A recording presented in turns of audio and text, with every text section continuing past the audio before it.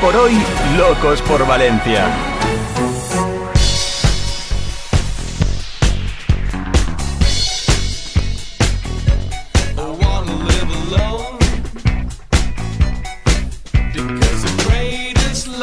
La 1:42, estamos en tiempo de nuestra agenda cultural con Jessica and Friends.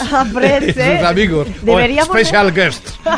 Sí, deberíamos Invitados, rebautizar la sí. sección, porque Sí. últimamente siempre te traigo a invitados de Maravilla, primer nivel, de tiene un lujo, ambientazo el estudio, sí. invadimos el estudio y le damos Que mucho no os lo ambiente. creéis, entrad en radiovalencia.es vía streaming Claro, y lo veis. Claro, porque nos podéis ver y además también, si no nos podéis ver ahora y nos queréis ver a la tarde, subiremos el vídeo también. Y así cotilleáis las caritas de quienes os están hablando. ¿Por qué? Porque hoy nos visitan otra vez actores. Yo traigo a muchos locos. Entonces hoy traigo Locos por Valencia. actores y Bueno, actrices no estoy solo, para menos que, mal. Claro, para que Menos no mal. desentonen en nuestro programa. Son la compañía de Teatre L'Abast, que estrenan esta tarde y estarán hasta el día 11 de junio, hasta este próximo domingo. Molt de Soroll per no res, un clásico de Shakespeare. Se atreven no sé cómo lo hacen, si lo reinterpretan, lo acercan a la actualidad, ahora que nos lo cuenten.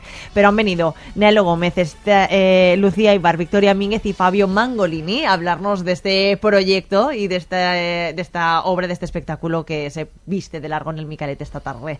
Bienvenidos. Bueno, Hola, gràcies. gràcies.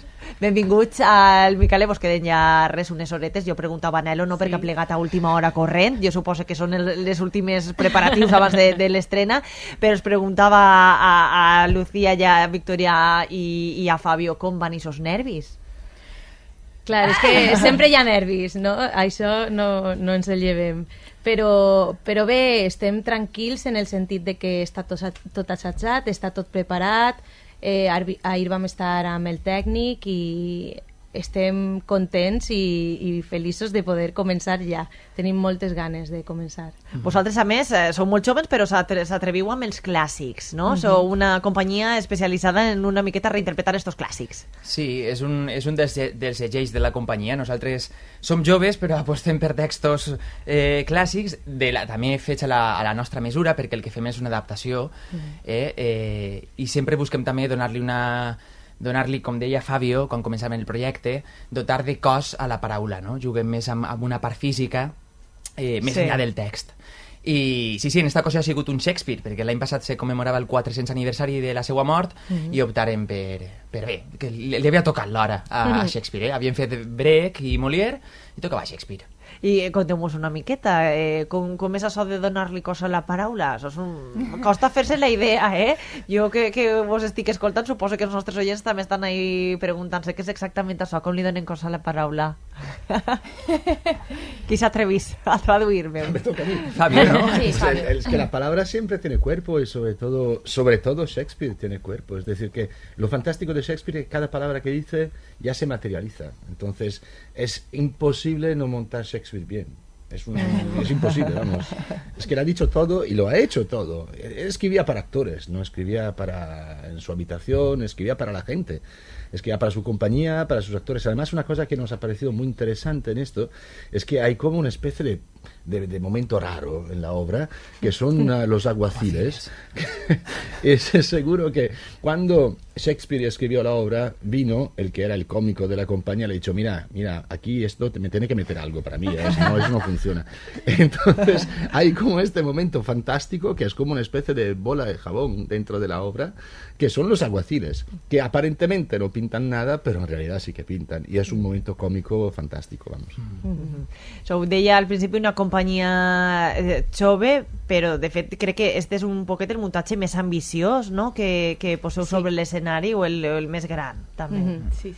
És el muntatge estrella, la joia de la corona, que li dic jo, i la veritat és que ens aveia molt apostar per una gran producció a la nostra alçada, no?, i per a nosaltres este Shakespeare és a més una grandíssima oportunitat de fer coses grans i dir que som joves però que podem, no?, i podem en això i més, no?, d'així al futur. Ho heu fet gràcies també a una campanya de micromecenatge. Sí. De micromecenatge, sí. Molta gent va recolzar el projecte i de fet ara estem tornant les recompenses a la gent que va participar, i la veritat és que van ser molts els que van voler participar amb nosaltres. Què recompenses davais? Sí, había camisetas, había entradas para funciones. Mira, Fabio lleva la camiseta. Ah, muy bien, claro. Ha vingut corporatiu. O sea, que tú lo has puesto también, ¿no? Libros de Shakespeare, que también nos interesaba un poco pues difundir otros textos, no solo el de Molde Soroll, sino otros posibles textos de Shakespeare. Y vale, sí. Y un viaje, sorteamos un viaje a Stratford upon Avon, que és donde nació Shakespeare. La veritat és que se curraron també la campanya de micromecenatge. Suposa que com la cosa està complicada, no? I està difícil ja que donar-li molt al cap i discurrir coses i idees noves. Tu no? que portes actors, no? Sovint al programa saps com està la cosa. Aleshores no ens queda una altra que apostar també per altres fórmules de financiació, de finançament. I el Verkami s'ha convertit en una d'elles, sobretot per a gent jove, projectes més humils que necessiten aquest recolzament que moltes vegades les institucions no es donen, o es donen tard, o es donen mal i tard. Sí. que poden donar els dos factors, no? Que encara és pitjor. Sí. I també, perdona, també és una manera de difusió, realment, perquè la gent també, a l'hora de participar, també se sent part del projecte. Aleshores, volen que isca bé, volen estar, pregunten com ha anat. Clar, aleshores estan dins del projecte, formen part d'ell. Volen veure el resultat, no? Suposo Clar. també que quan tu participes en una campanya d'estes dius, en què ha quedat això, no? Jo no han anat a parar els meus A veure diners. què han fet amb els meus diners, exacte. Però aplegueu, dèiem, al Teatre Micalet, o sigui que, vull dir, ara veniu a mi ese suport d'una sala mítica a la ciutat de València. Sí, la veritat és que és una oportunitat molt gran. A nosaltres sempre ens agrada molt anar al Micalet perquè és un poc la segona casa o tercera en este cas.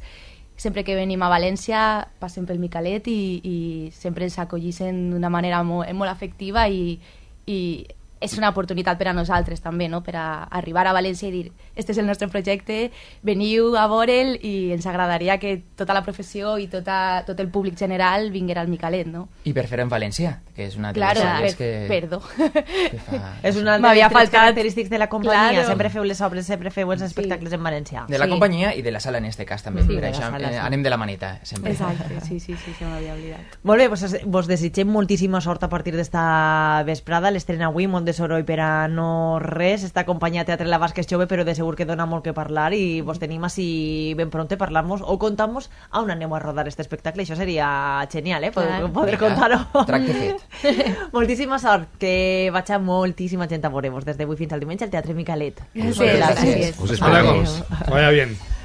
Hacemos una pausa y enseguida continuamos en la agenda.